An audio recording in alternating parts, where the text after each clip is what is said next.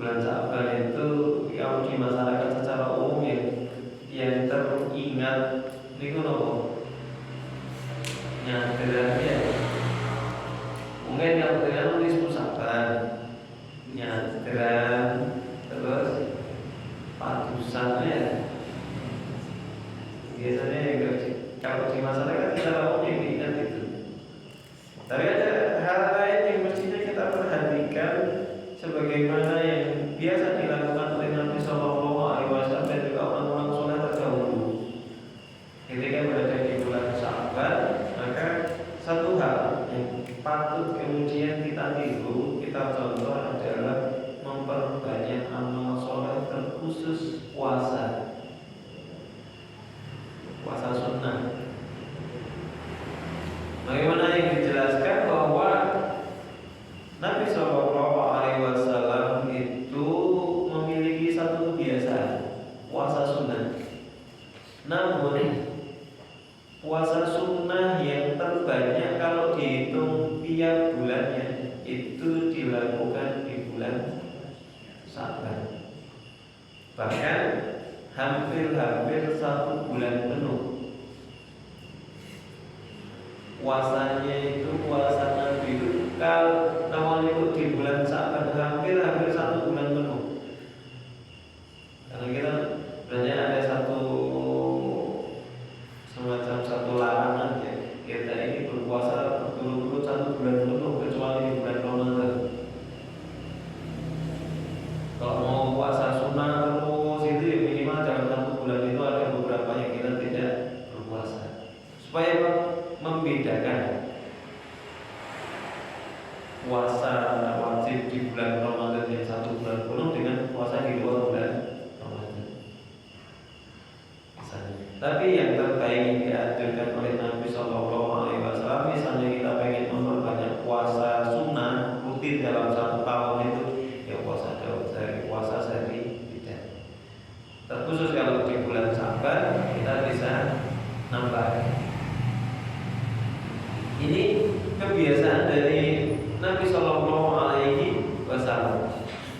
Maka mumpung masih di awal dari bulan Sa'ban,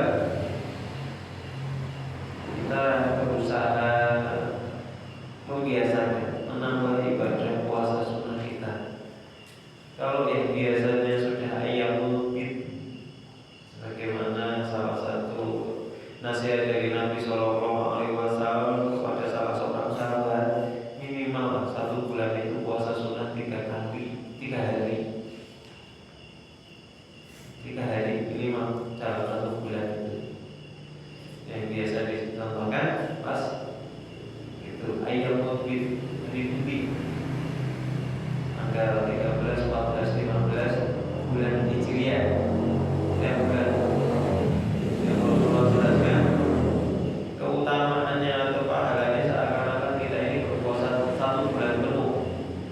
Kalau tiap bulan ambil 3 hari berarti seakan-akan 1 tahun kita puasa terus. Kalau sudah biasa per bulan 3 kali atau 3 hari ini, maka khusus di bulan Sa'ban tambah ya. Jadi Senin Kamis.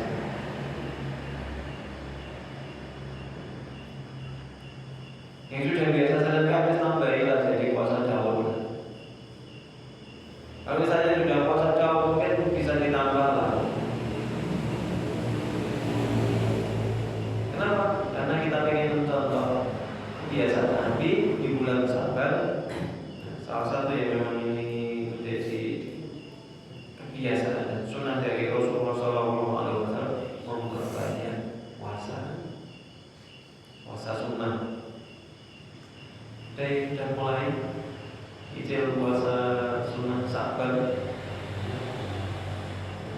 baru dimulai. Itu yang mungkin perlu saya ingatkan supaya ini menjadi renungan buat kita dan menjadi motivasi buat kita bisa nanti ketika bertemu dengan bulan Ramadan itu kalau kendaraan itu saya panas gitu, lancar, rasa dada mana sih mana orang nggak berget terus langsung tangkap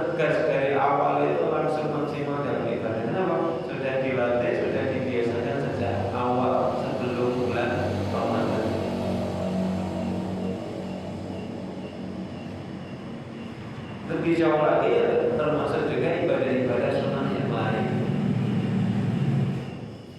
Sholat sunnahnya ditambah, kemudian kalau ada rezeki ya sedekahnya, kalau mungkin namanya itu ya perbuatan-perbuatan baik yang lain ditingkatkan kualitasnya, baca Qurannya, zikirnya, istighfarnya,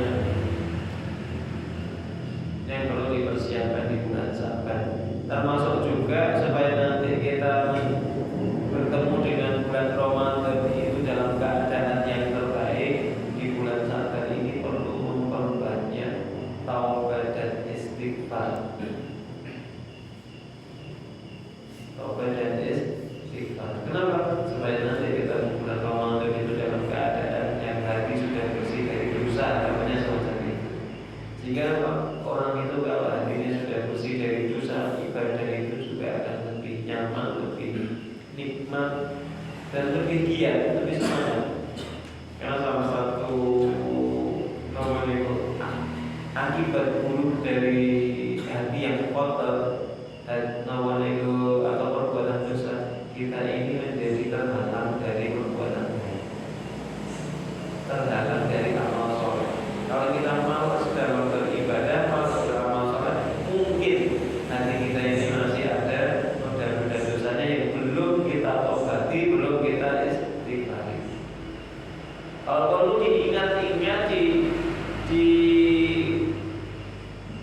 muhasabah, dilihat ulang apa yang dahulu pernah kita kerjakan, kemudian kita bertobat atau istighfar itu secara spesifik. Ya Allah, saya dulu itu pernah keplak koncoku, saya minta maaf ya Allah, saya terus kalau konconya ya benar-benar datang, saya dulu minta melakukan ini, saya minta maaf sekarang misalnya.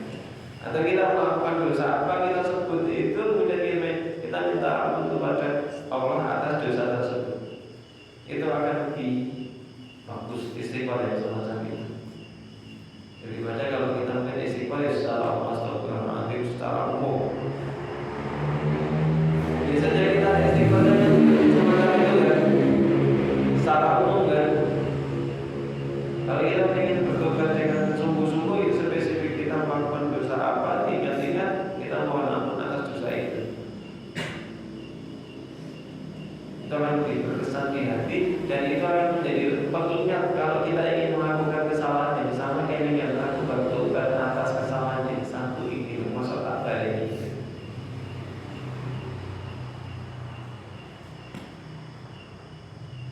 Itu yang perlu diperhatikan, dan juga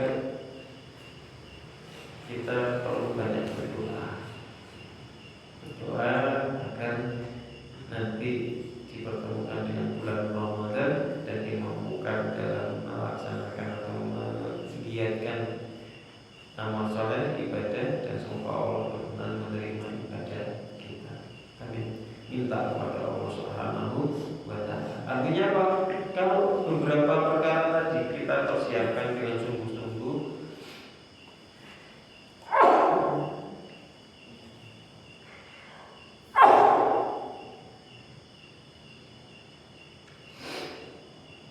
kita ini ketemu Ramadan dalam kondisi yang siap. Bukan ketemu Ramadan sponsor gitu. Kadang-kadang kita tidak punya persiapan apa. Orang kalau mau anak, kalau mau ujian itu persiapannya sudah matang jauh-jauh dari sebelumnya. Kira-kira juga ujian juga santai kan. Kalau perlu sehari sebelum ujian malah bisa tidur seharian kan. Relax gitu. Sudah tidak mikir.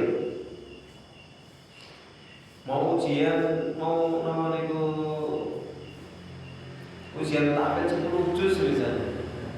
Tapi mungkin sekitar 1,5 bulan itu sudah persiapan pekerjaan, terus ulang-ulang sehari pekerjaannya mungkin 3 juz atau bahkan 5 juz setiap hari selama sekitar 1,5 bulan. Kira-kira pas hari mau ujian itu kan bisa lebih santai kan?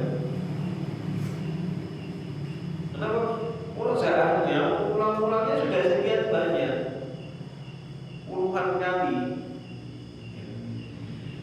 Sama ketika kita sudah bulan Ramadan, sudah persiapan, pikiran dan hati kita sudah fokus ke situ, ketemu bulan Ramadan kita bisa langsung bisa maksimal dalam amal sama. Baik, itu mungkin sedikit tambahan untuk ini pengingat kita berada di bulan Sabar. Semoga kita nanti berkemudian dengan bulan Ramadan dan dimampukan oleh Allah memaksimalkan amal soleh dan semoga Allah menerima amal ibadah kita. Amin Allahumma amin. Baik, kita akan lanjutkan pembahasan kita yang kemarin terkait dengan masih sholat malam yang mulai ya. Mari kita bahas tentang adab-adab nomor itu fadilah keutamaan dari qiyamul lail. Kita sekarang akan bahas tentang adab dalam melaksanakan sholat malam supaya sholat malam kita bisa lebih bagus, lebih berkualitas. Salah satu hal yang perlu diperhatikan adalah pertama ketika kita hendak tidur. Ketika kita mau istirahat, mau tidur, maka kita menguatkan niat kita. Kita berniat supaya nanti ketika bangun atau kita ingin nanti malam bisa qiyamul lail, bisa sholat malam. Kita punya niat dulu, menguatkan niat supaya nanti bisa sholat malam. Kalau niat kita sungguh-sungguh, maka insya Allah walaupun kita capek bangun insya Allah. Kadang-kadang nggak perlu alarm. Kalau rapati niat, rapati niat untuk qiyamul lail, maka walaupun pasang alarm, bangun juga cuma matiin alarm. Aku jadi tadi. Lah kok tak sholat ini materi alarm tadi itu. Jadi bangun bukan untuk qiyamul lail, tapi bangun untuk matiin alarm. Masih penting bangun. Ada juga pasang alarm banter sing tadi tonggoni. Sing pasang alarm belas. Kenapa? Ya kalau qiyam malam dengan alarm yang sama, dengan volume yang sama, lama-lama kuping itu jadi kebal. Lama-lama telinga itu jadi kebal. Nggak ngefek lagi pakai alarm.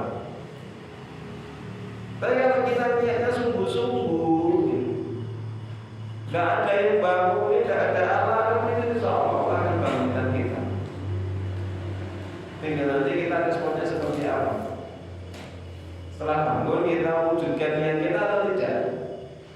Kalau kita sudah berniat mau tidur itu niat nanti saya mau sholat malam, ya Allah tolong bangunkan saya jam berapa, jam 3, jam 2. Nah begitu dibangunkan kita kemudian juga bergegas ambil air wudhu, air sholat, maka insya Allah berikutnya itu akan menjadi kebiasaan baik.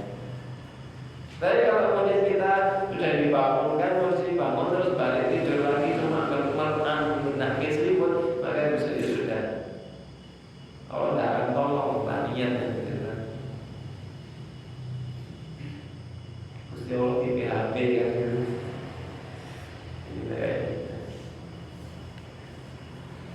Nabi Sallallahu Alaihi Wasallam pernah menjelaskan, man ata firasahu wa huwa yanwi ayyakuma fayusalliya minal laili fawalabathu ainuhu hatta yusbiha kutiba lahu ma nawa wa kana naumuhu sadaqatan alaihi li rabbih. Barang siapa yang terbaring di atas tempat tidurnya, kemudian dia ini berniat akan qiyamul lail, bangun malam, sholat malam, kemudian ia tertidur sampai datang waktu subuh, turunnya asal bahkan makanya baiknya itu dicatat oleh malaikat dan tidurnya merupakan sedekah dari rohnya. Sudah dicatat oleh malaikat niat baik untuk yang mulai tadi. Nek niatnya tenanan, mau tidur itu saya niat, ya Allah saya ingin nanti malam itu bangun sholat malam. Tolong ya Allah bangunkan saya supaya bisa yang mulai. Niat tenanan. Maka misalnya bangunnya kok subuh tidak sempat yang mulai, niatnya itu sudah dicatat sebagai satu kebaikan. Lumayan kan? Lumayan. Apalagi ketika bisa bangun benar, bisa sholat. Kecuali wis bangun, benak selimut, balik tidur lagi. Jadi niatnya akan gitu.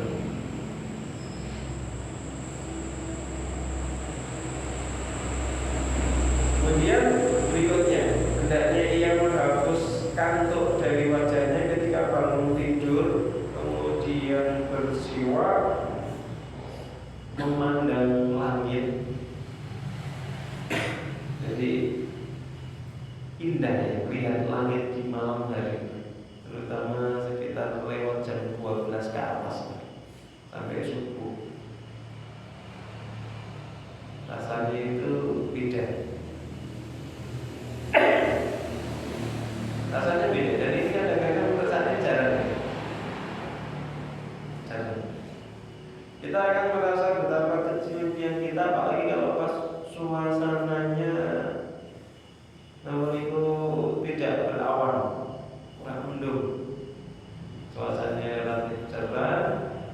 Namun itu mungkin rembulannya juga enggak pas purnama, kelihatan bintang-bintang yang sangat banyak. Itu lihat langit itu rasanya beda. Malam itu rasanya beda. Kita akan merasa betapa kecilnya kita, betapa luasnya alam semesta, betapa agungnya Allah Azza wa Jalla. Maksudnya semacam itu. Bukan dari bintang jatuh terus umum, bukan itu ya. Tapi maksudnya supaya kita ini bisa lebih merasakan, menghayati betapa agung, betapa kuasa, betapa besarnya Allah Azza wa Jalla yang telah menciptakan alam semesta ini.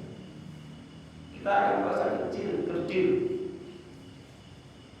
Kita akan lebih terasa dia.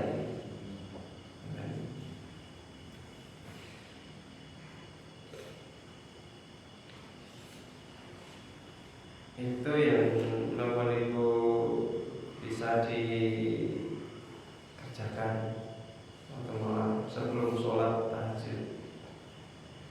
Tapi kalau nggak pas hujan, jadi di rumah. Ini hujan. Jadi keluar bukan untuk hal yang kan, tapi ada sekedar itu salah satu. Namun itu ikhtiar kita memahami ayat-ayat kaumnya. Kalau habis itu sholat, maka kalau kita rasa ya itu bisa beda.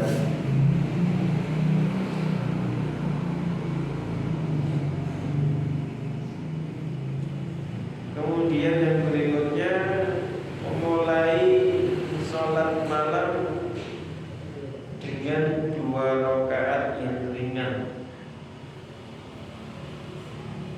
Maksudnya apa? Ya 2 rakaat pertama itu pendek bacaan suratnya, baru kalau mau panjang yang berikutnya. Tapi kalau kita memulai sampai mengakhiri dengan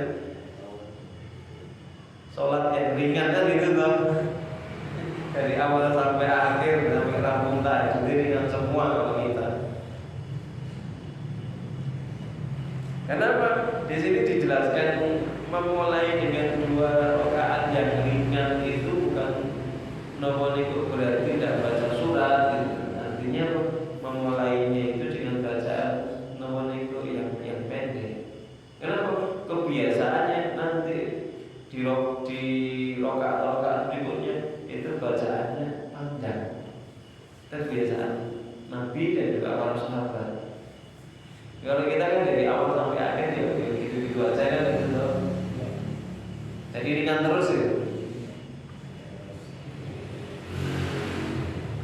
Kenapa kok ini dianjurkan? Karena ya kalau kita ini baru bangun tidur, kondisinya itu kan mungkin belum, badan itu belum terkondisi, pemanasan sih. Dan waktu olahraga itu sebelum ngomong itu larinya maksimal sprint gitu kan, biasanya kan pemanasan dulu, lari-lari di tempat dulu kan gitu tuh.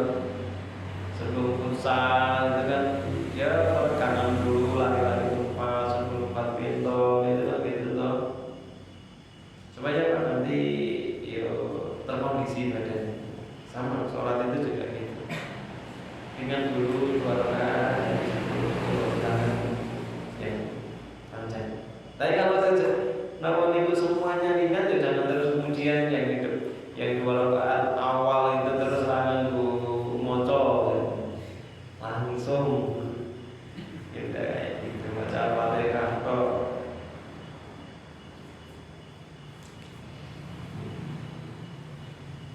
Nabi sallallahu alaihi wasallam menjelaskan, "Idza qama ahadukum minal laili fal yaftatih sholatahu bi rak'ataini khafifatain." Apabila salah seorang dari kalian mengerjakan qiyamul lail, salat malam, hendaknya dia memulai salatnya dengan 2 rakaat yang ringan. Mengawali dengan 2 rakaat yang ringan.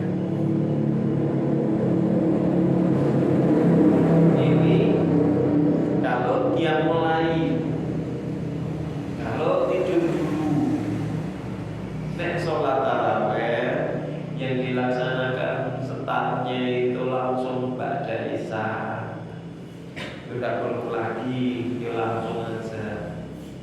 Nah ada beberapa memahami ini, pokoknya dari sholat malam itu yo mulai dulu tuh dengan nama itu mereka nyebutnya sholat iftitah, pembukaan 2 rakaat yang ringan. Lah mau pengen dimulai kok bang isya, mulai sholat isya 4 rakaat tambah dia 2 rakaat, boleh ditambahin aja 2 rakaat ringan. Kalau tidur duluan, habis isya itu tidur, kemudian sekitar jam 11 jam 12 bangun sholat tarawih, mestinya cara memahaminya semacam itu lebih proporsional.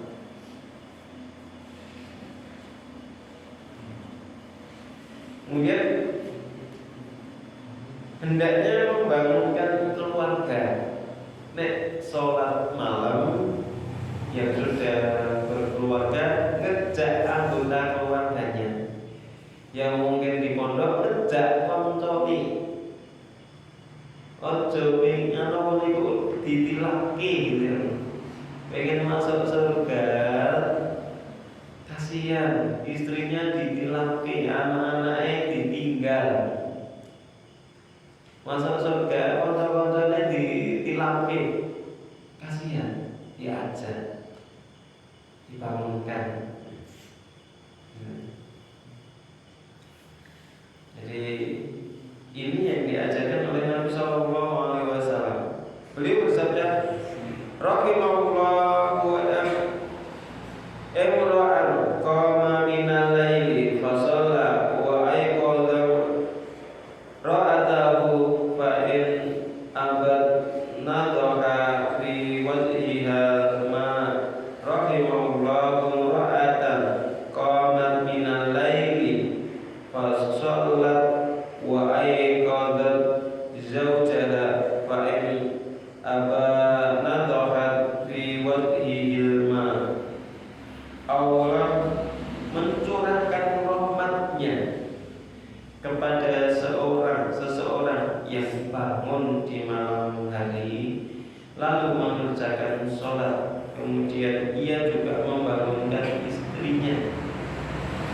Jika istri enggak alas-alasan, maka ia memercikkan air di wajah istrinya, diciptati bagi wudu, tulang bagi wudu, angin. Maka yang semacam itu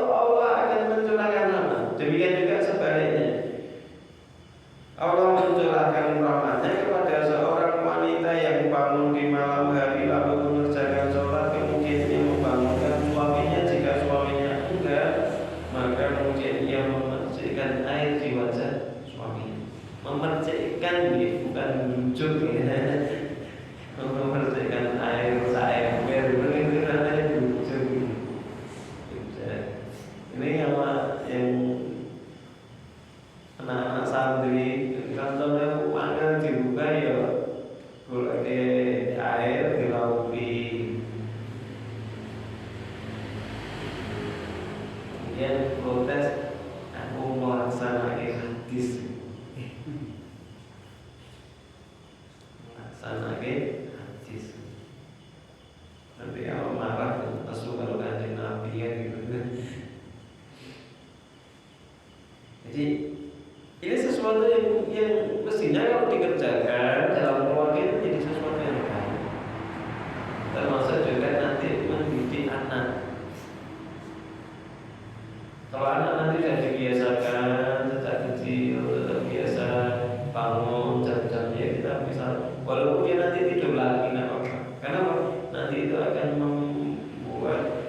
mengatur, mengkondisikan ritme hidupnya, mengkondisikan jam biologisnya.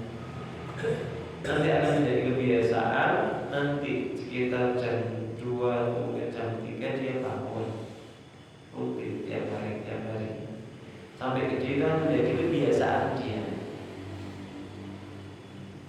Kalau itu tidak dilatih, ya kamu mulai itu berat.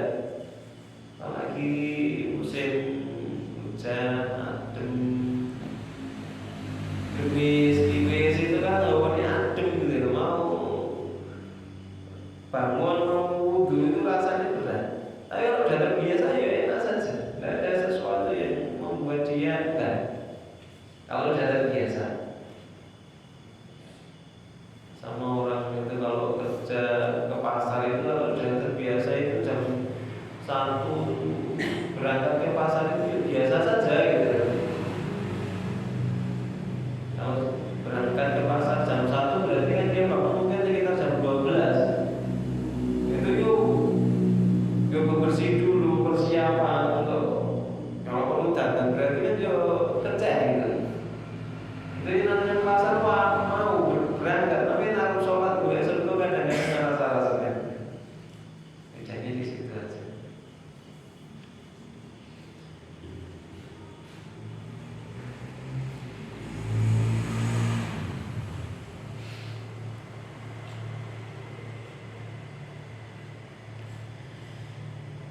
Kemudian Rasulullah SAW di dalam riwayat lain menjelaskan, idza ayqadha ar-rajulu ahlahu minal laili fa shalliya aw shalla rak'ataini jami'an kutiba fidz-dzakirina wadz-dzakirat. Apabila seorang laki-laki membangunkan istrinya lalu mereka mengerjakan sholat sebanyak 2 rakaat secara berjamaah, maka malaikat mencatat mereka di dalam golongan kaum laki-laki yang selalu mengingat Allah dan di dalam golongan kaum perempuan yang selalu mengingat Allah.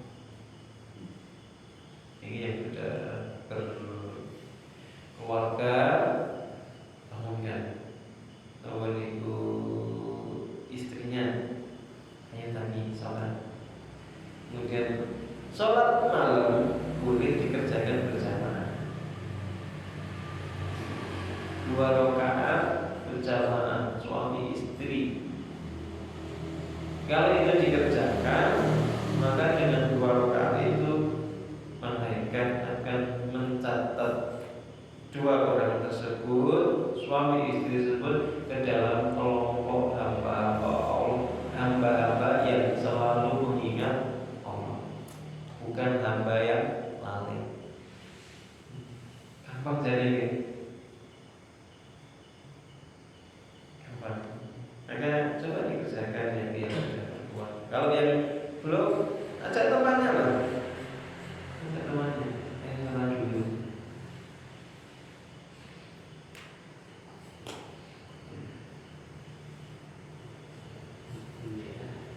Kemudian apabila ia sangat ngantuk, ini ada berikutnya, apabila memang kondisinya sangat ngantuk, hendaknya ia tidur dan tidak memaksa untuk mengerjakan sholat malam.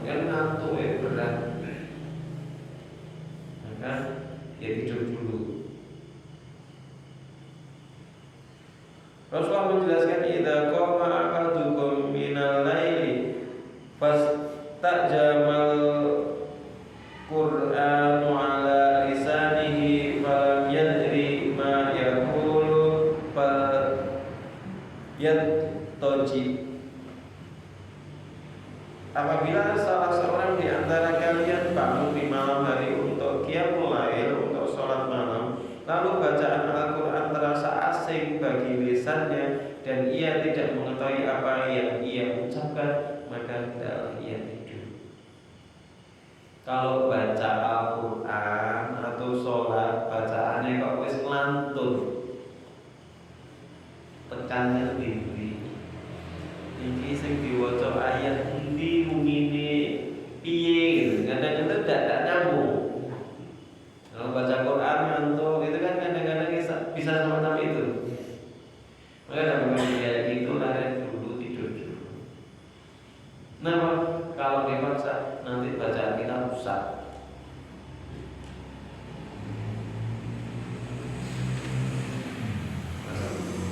Ya, pas sholat ini bacaannya maca kamu kok namung-namung mumpung wae gitu. Atau baca niku surat Al-Asr tekan ati ada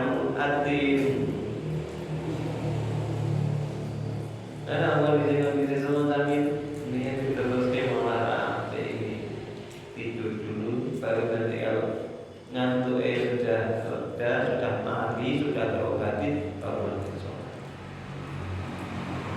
Bukan bablas ya, ini suruh rumahnya bablas. Tidur untuk menghilangkan kantuk. Baru latihan tidur yang berkualitas. Tidur mungkin sekitar 10-15 menit, nanti rasa lelah, rasa kantuk itu hilang. Nah, perlu latihan kayak gitu. Karena ada orang itu yang cukup tidur itu nggak butuh berjam-jam. Tidur itu cukup sekitar 10 menit, 15 menit, mungkin sambil duduk gini tidur bisa. Nanti sekitar mungkin kalau di situ 10-15 menit, semuanya ngantuk. Latihan semacam itu.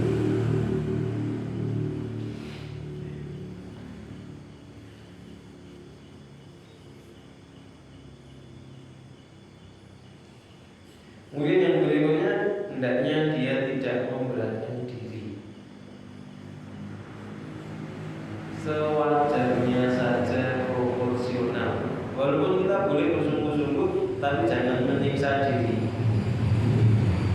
Sebagaimana yang diaturkan oleh Nabi Sallallahu Alaihi Wasallam, kudu minal amali ma tutibun, wallahi la yamalullahu hatta tamallu. Nantilah lakukanlah berbagai amal ibadah semampu kalian demi Allah. Allah tidak akan bosan menerima amal kita, menerima ibadah kita sampai kita sendiri yang merasa bosan. Semampu kita. Kenapa? Yang dianjurkan, yang lebih utama itu amal itu yang dawam terus menerus aja. Yang mulai misalnya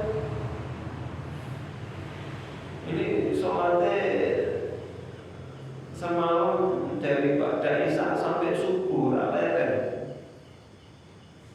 Ini yo sasi pisan atau setahun pisan.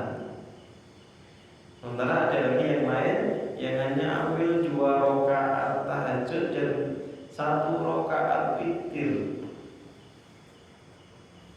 Itu yang remeh banget kan. Tapi ketika itu dilakukan rutin tiap malam kontinu terus, nah itu lebih utama yang tadi 2 rakaat tahajud 1 witir. Minimalis. Kita sholat malam yang lebih sederhana dari itu tidak ada kan. Witir 1 rakaat terus paling ringkas kan. tahajud 2 rakaat udah paling ringkas. Tapi itu dikerjakan tiap malam terus, itu jauh lebih baik daripada yang tadi sholatnya daripada isya sampai subuh, bukan hanya 11 rakaat tapi berlipat-lipat bisa jadi 99 rakaat. Tapi alang-alang hanya mungkin sebulan sekali atau bahkan cuma setahun sekali. Nah, lebih baik seperti tadi. Syukur amalannya itu banyak, besar, terajak. Ini lebih baik. Ini lebih utama. Sholat malamnya itu mulai sekitar jam 1 atau subuh bendino. Nah ini baik, ikhlas bisa.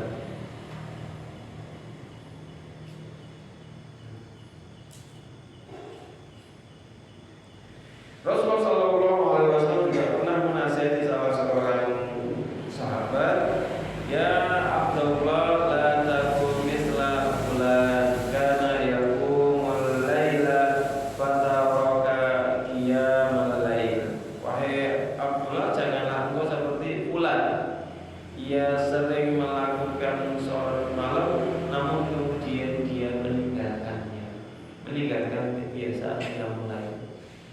Nah, santri ingat ini, nasihat ini. Jangan kalian seperti si fulan dulu waktu mondok sregep murojaah, sregep namanya membaca Al-Quran, sregep neng masjid, sregep ibadah dan lulus wali. Ini banyak.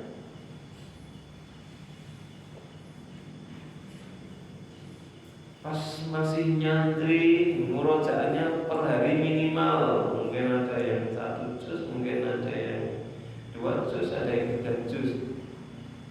Dan wis lulus belas. Ini ada sesuatu yang tak beres. Jadi usahakan ini. Ingat, dulu sergap, tapi tiba-tiba sekarang dia tinggalkan itu. Maka ini dilarang oleh Nabi Sallallahu Alaihi Wasallam. Dulu waktu masih muda semangat dia dalam kegiatan amal soleh, begitu sudah berkeluarga, sudah punya anak, akhirnya sibuk golek dunia, lali ibadah, lali amal soleh. Ini tidak benar sudah.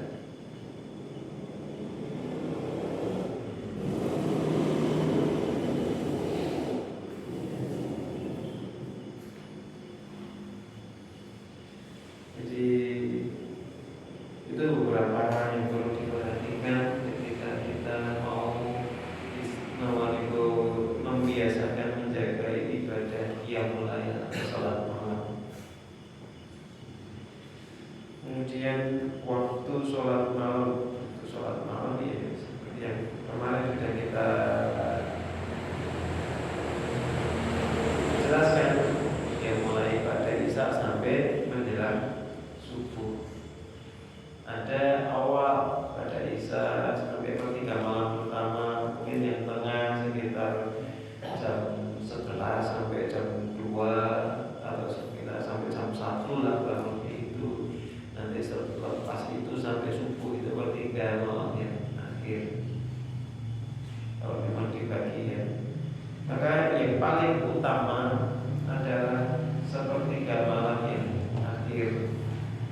Ya mulai sekitar jam kurang lebih jam 2 sampai jam subuh. Kurang lebih.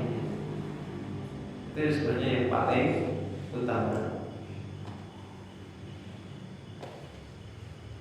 Rasulullah Shallallahu Alaihi Wasallam menjelaskan, Rabb kita Allah Azza wa Jalla turun setiap malam ke langit dunia ini pada sepertiga malam yang terakhir. Kemudian Allah berfirman,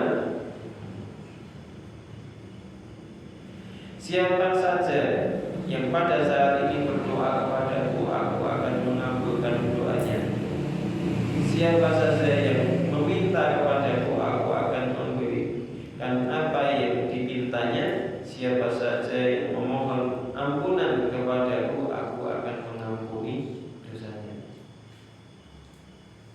ini kesempatan pertiga malam terakhir. Kalau kita ini merasa ingin berdoa sesuatu, maka salah satu waktu yang terbaik untuk berdoa ya kita bangun di pertiga malam yang akhir, kemudian kita sholat, kita kemudian berdoa. Kita merasa banyak kesalahan, hati kita rasanya kok keruh, pikiran kita ruwet, kita pengen banyak-banyak bertobat, banyak-banyak istighfar. Kita bangun di pertiga malam yang akhir, sholat dulu, kemudian kita sholat, kemudian kita berbanyak baca istighfar.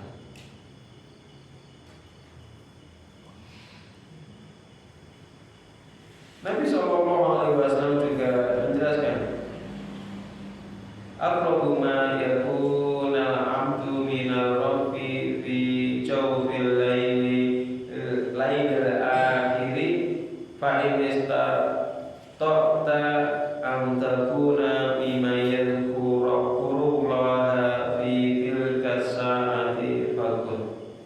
Seorang hamba sangat dekat kepada Rabb-nya, kepada Allah Azza wa Jalla di akhir malam, di pertiga malam yang akhir.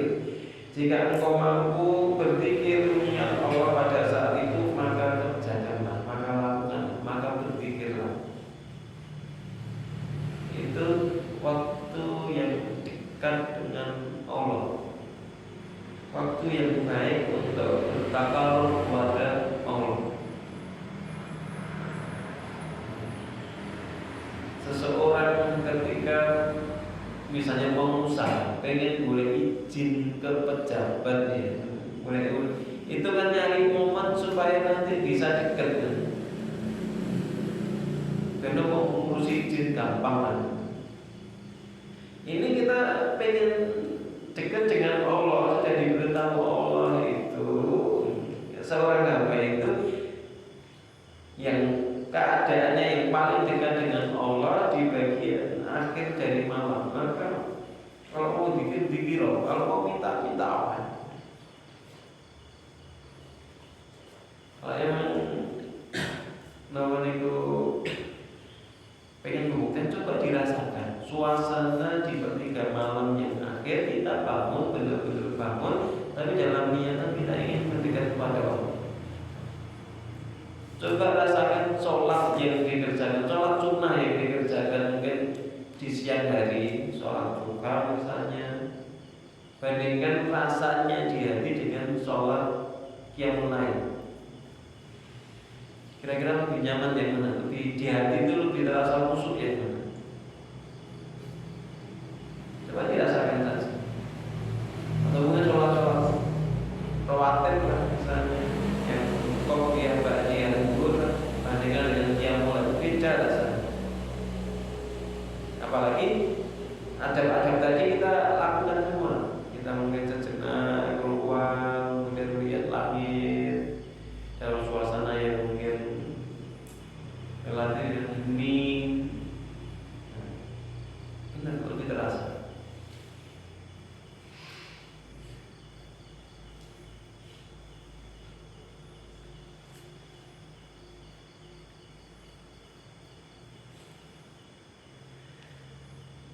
Rasulullah Shallallahu Alaihi Wasallam juga pernah menjelaskan, ahabbu siyami ilallahi siyamu Dawud wa ahabbu salati ilallahi salatu Dawud kana yanamu nisfal laili wa yaqumu thuluthahu wa yanamu sudusahu wa kana yasumu yawman wa yuftiru yawman. Puasa yang paling dicintai, disukai Allah adalah puasanya Nabi Daud. Salat yang disukai oleh Allah, salat yang dicintai oleh Allah adalah salatnya Nabi Daud. Dia tidur di separuh malam, kemudian mengerjakan sholat malam di sepertiga malam,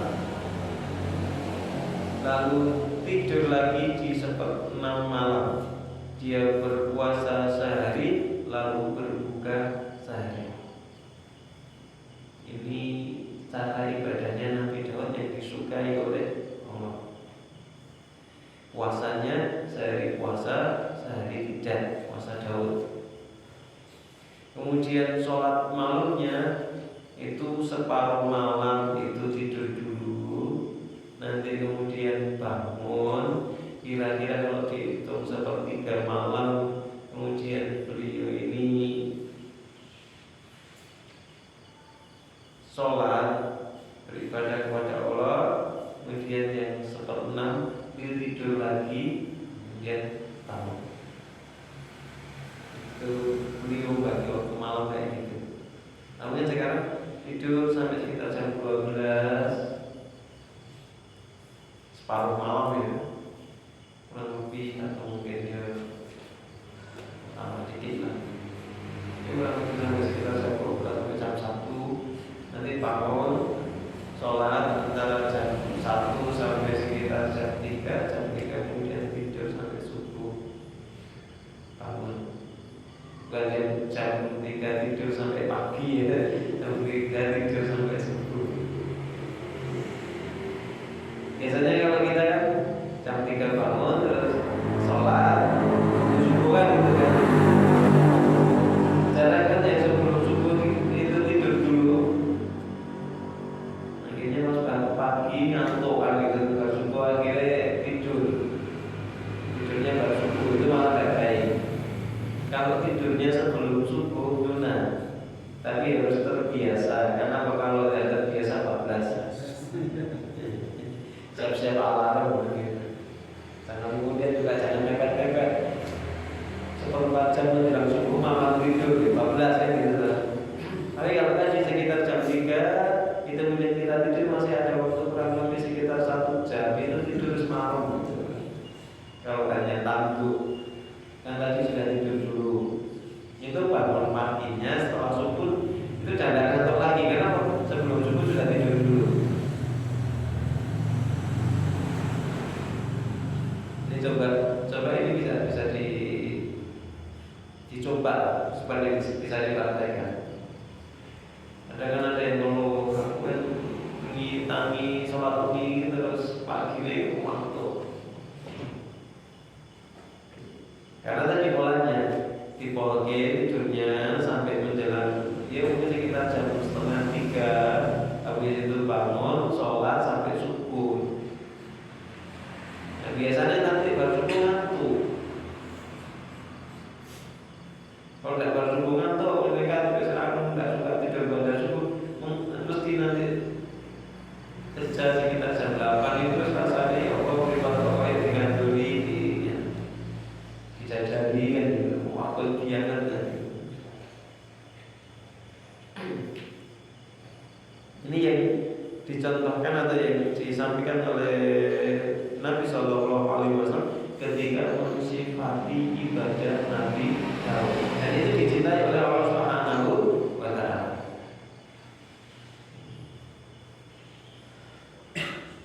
Maka ini bagian yang penting untuk yang mulai tadi tidak mengambil.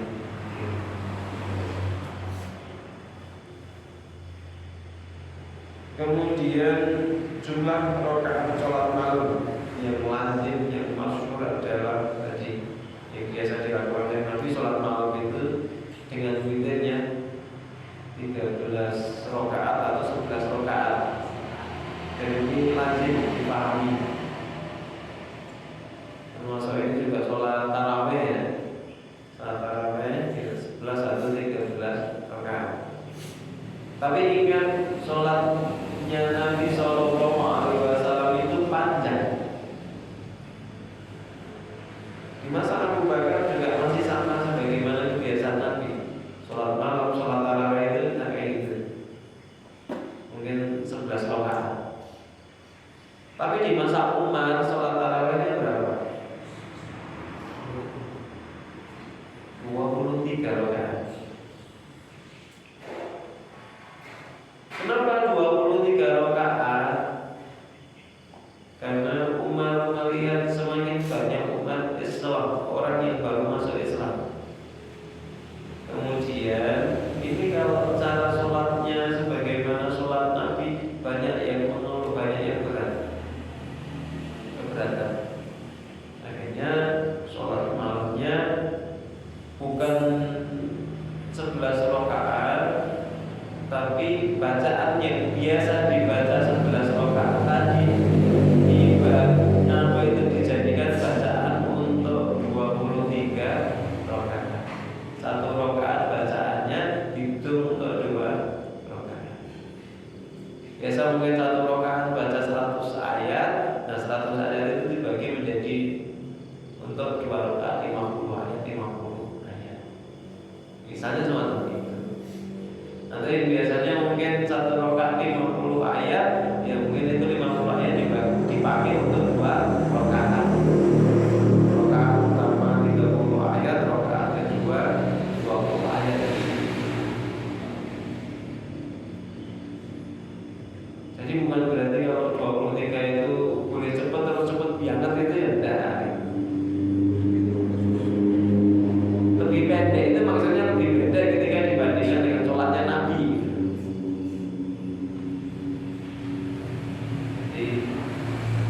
Di masa Umar bin Abdul Aziz itu pernah sholat taraweh, sholat malam itu bukan hanya 23 rakaat, 39 rakaat.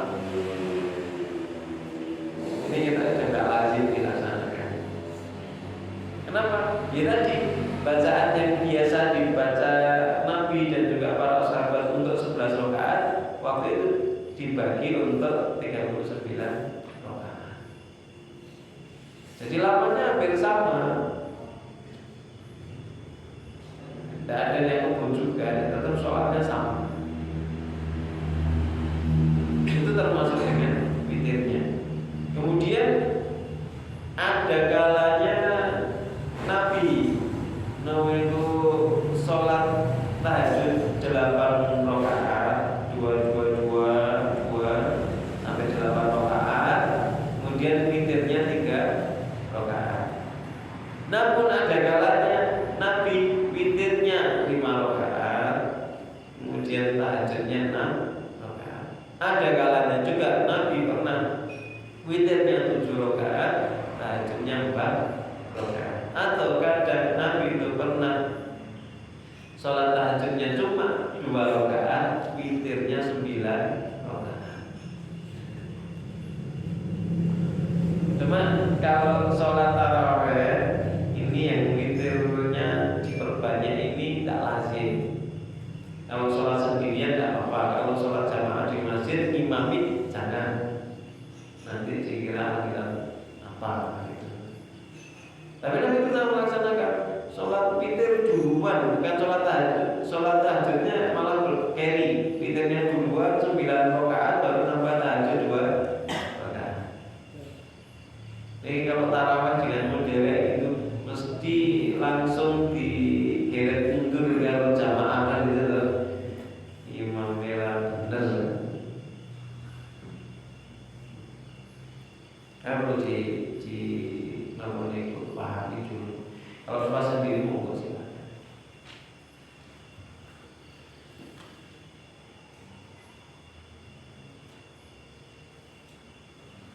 Kemudian ketika kita terhalang karena sesuatu hal tidak bisa sholat malam, maka boleh kita mengqadha di siang hari. Rasul menjelaskan barang siapa yang meninggalkan satu hizib wirid yang biasa dilakukan rutin pada waktu-waktu tertentu atau kurang dari satu hizib karena tertidur, lalu ia membacanya antara sholat fajar dan sholat zuhur, maka dicatat oleh malaikat bahwa seakan-akan ia membacanya di malam hari. Nah waktu itu membaca Al-Quran itu yang biasa dilakukan oleh para sahabat bareng sama qiyamul lail. Ini biasanya dilakoni malam hari. Ada juga yang menjelaskan kadang-kadang Rasulullah SAW itu ketika terhalang untuk qiyamul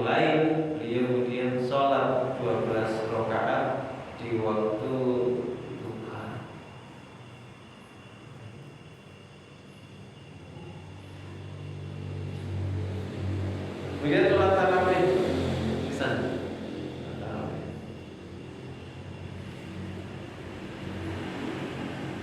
Qiyam Ramadan atau sholat tarawih ini disunahkan sebagaimana sholat tahajud.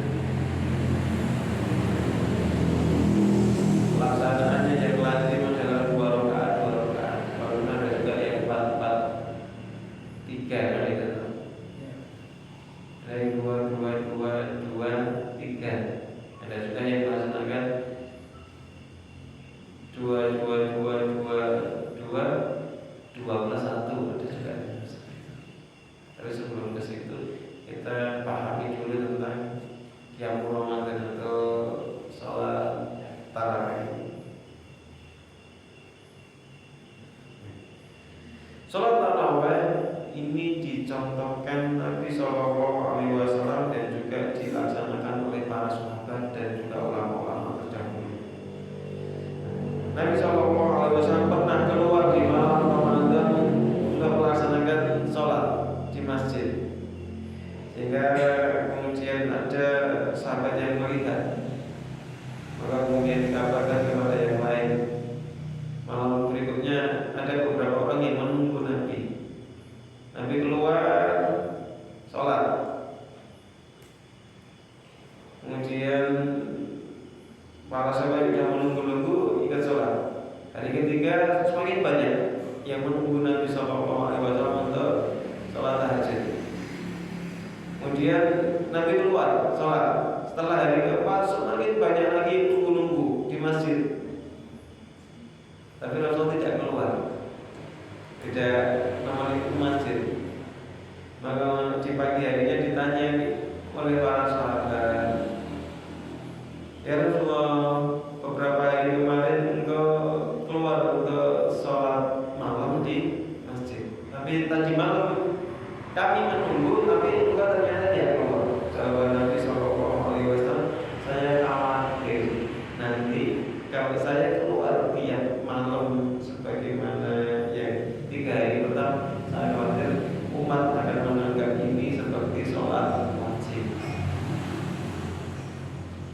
Ini satu gambaran yang bagus, cuma jangan salah tafsir ya.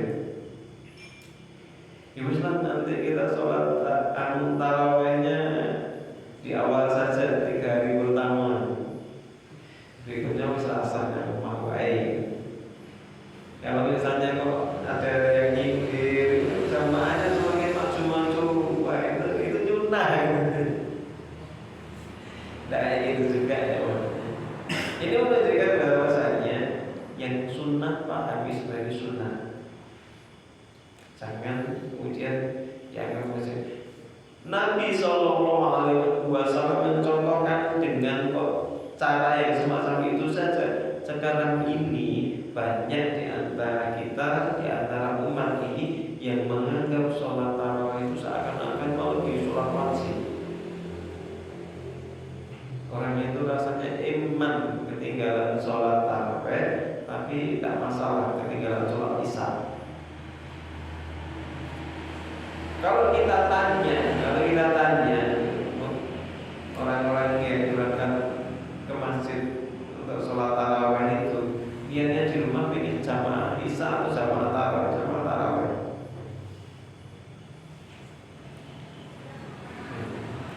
Ini jamaah tarawih. Ini kan berarti ada sesuatu yang mungkin perlu diluruskan. Pelaksanaannya boleh lah, tidak berubah, tapi menata hati, menata niatnya yang perlu diluruskan. Itu untuk itu tarawih. Nah, kalau masalah bilangan rakaat mau seperti apa silakan. Kemudian antara jamaah atau tidak itu juga tak masalah. Mau sendiri-sendiri, Nabi juga pernah mengerjakan sendiri-sendiri. Apa itu sholat tarawih itu sendirian, bahkan juga tidak bersih di masjid. Misalnya ada yang tidak sholat tarawih di masjid, juga jangan dicela.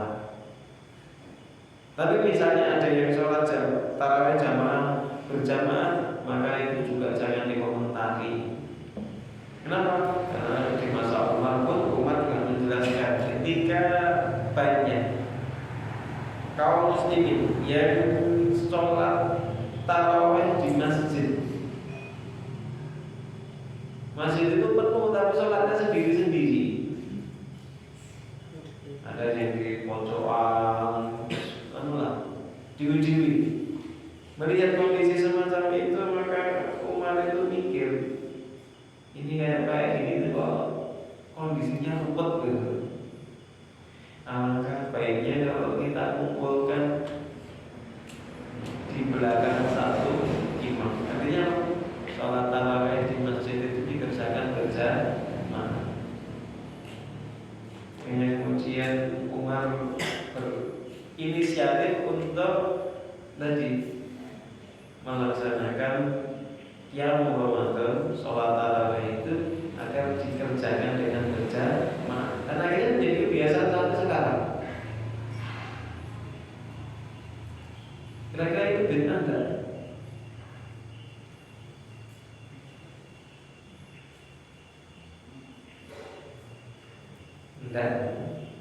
Enggak masalah. Itu hanya cara saja. Karena ya tadi sholat malam suami istri boleh berjamaah, ya kan? Boleh berjamaah. Bahkan ada kisah yang lain sahabat itu ketika Rasulullah qiyamul lail, beliau ikut di belakang jadi makmum. Ini tidak masalah sholat malam itu dikerjakan bersama, termasuk juga sholat tarawih. Cuma yang menjadi masalah tadi kalau menganggap sholat tarawih itu lebih penting daripada sholat isya, ini yang tidak benar. Seutama-utamanya sholat sunnah tidak mungkin melebihi keutamaan sholat wajib.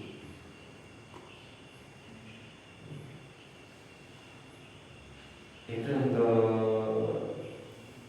sholat tarawih. Lalu nanti silakan. Baiknya kalau mau baiknya mau istimewanya ya sholat tarawih itu baiknya ya dikerjakan di malam hari walaupun bersama, tapi malam jam 11 jam 12 itu kalau mulai. Dan kalau kondisi masyarakat secara umum ya tidak masalah kerjakan pada isya. Kalau mungkin bagi para santri ya malam tidak masalah bareng sama jamaah. Di sini malam itu tarawih dengan jamaah.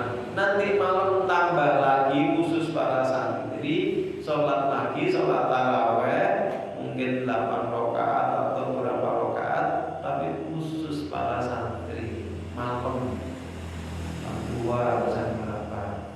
Tapi kalau awal bareng sama jamaah itu sudah sholat witir, maka malamnya sudah tidak perlu witir lagi, tinggal nambah itu tahajud atau tarawih.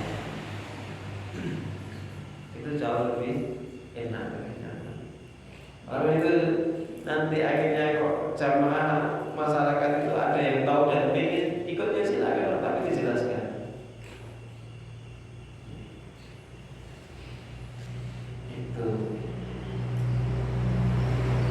Itu untuk sholat tarawih. Jadi tak perlu ribut lagi namun itu terwikur atau 11 rakaat, tak perlu diributkan lagi. Terus kalau kita ini ada beberapa yang kadang itu selesai tahajud, selesai tarawihnya 8 rakaat misalnya, kurang witirnya, maka leren, tak ikut witir. Nah, ketika tidak ikut witir semacam itu, jangan tinggal di tempat, mundur, biar sok itu tetap rapi. Kalau tidak pulang sisa gitu, itu soal dia. Namun itu ya konsekuen. Walaupun tidak ada semacam itu, witir dulu tidak apa-apa. Nanti malam kalau mau tahajud lagi atau mau nambah sholat sunnah, tidak masalah. Sebenarnya tidak usah witir.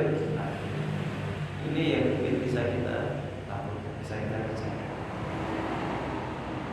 Karena ada beberapa yang berpandangan kalau sudah sholat witir nanti sudah dalam malam itu sudah tidak bisa sholat sunnah lagi.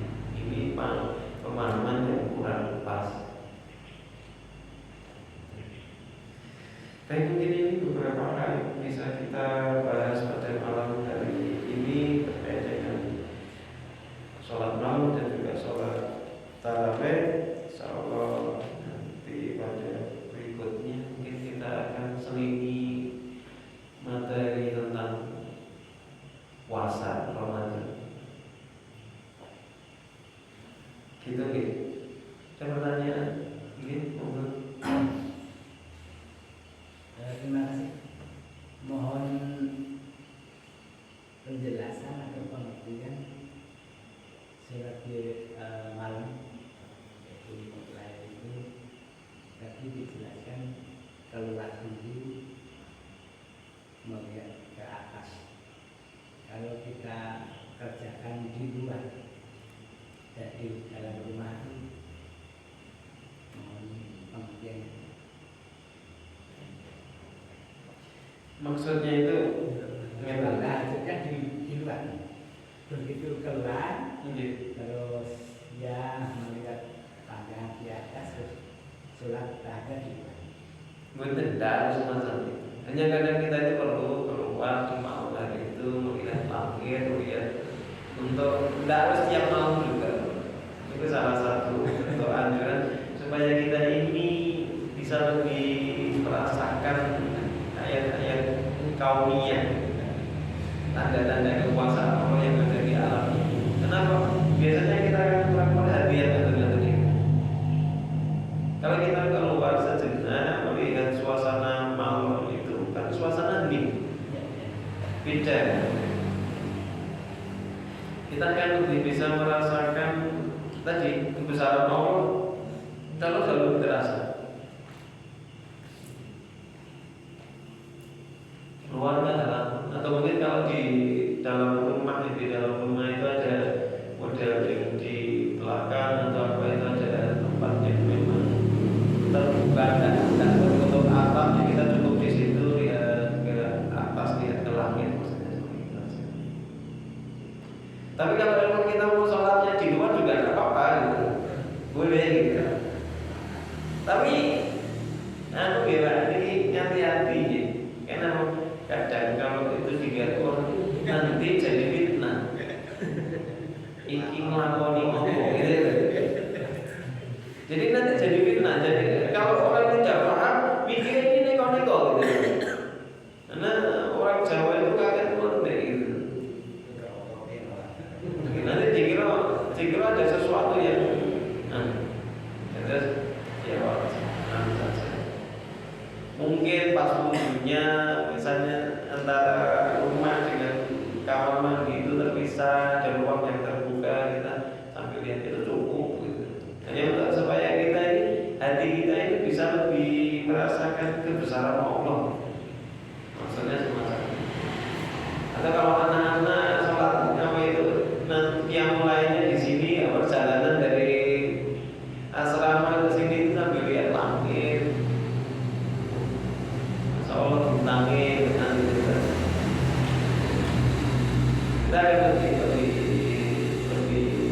membuat hati kita bisa merasakan kebesaran Allah. Atau mungkin yang ingin melaksanakan qiyamul mulai tidak di rumah tapi di masjid pun tidak boleh. Tak harus sholat tarawih yang dikerjakan di masjid. Sholat malam biasa itu juga boleh dikerjakan di masjid. Nah, perjalanan dari rumah ke masjid itu sambil lihat langit. Bukan lihat langit terus ya, sesekali aja nanti nabrak pulang nanti. Nanti insyaallah. Yang kedua, tadi membangunkan keluarga anak istri.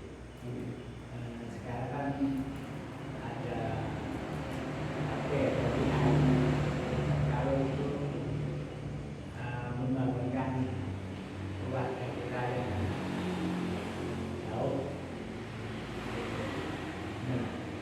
itu nomor masalah wayang sekitar jam 2:30 itu kemudian WA atau model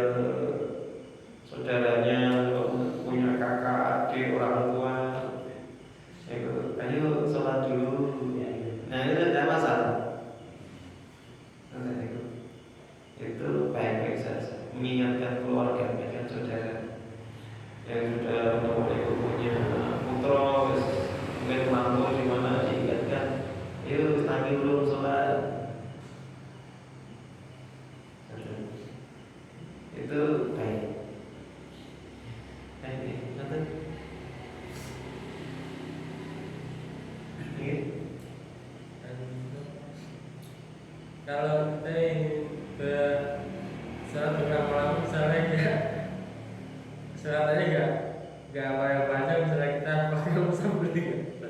Boleh. Bacanya baca pakai mushaf. Tidak masalah. Bisa. Terus kita carikan namanya itu tempat yang kira-kira mudah untuk kita menaruh mushaf. Kalau kita nanti kita pas rukuk sujud kemudian bangkit lagi untuk ngambil itu gampang. Tidak sampai kemudian dengan gerakan yang terlalu berlebihan atau mungkin sampai memalingkan wajah kita dari arah kiblat. Itu cara yang pertama. Cara yang kedua, beli Quran yang sekarang itu Quran mushaf tahajud itu ya. Mushaf gede, kemudian di situ ada juga yang menyajikan standnya juga untuk duaan, untuk tempat nanti ditaruh di situ. Mungkin kita bacanya satu rakaat, satu muka, satu halaman. Kalau ini dibuka, itu kan berarti kan ini untuk rakaat pertama, yang satunya rakaat kedua. Nanti selesai salam, geser lagi ke lembar berikutnya, kan bisa.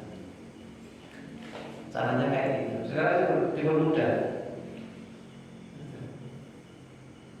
Oh yang ini kalau nggak perlu kan harus hafal kan, hafalan oke gitu. Jadi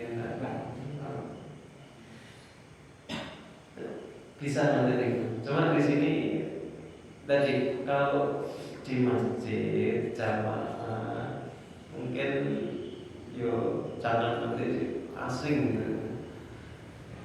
Asing, masyarakat sini belum terbiasa dengan itu. Mungkin sudah terbiasa dengan majelis itu tidak masalah, tapi kalau belum kita nanti jadi bahan pertanyaan. Iki opo meneh kan gitu loh. Aliran opo itu sholat kok malah buku nanti jadi pertanyaan. Tapi kalau mungkin tadi sendirian di rumah nggak masalah. Itu gitu.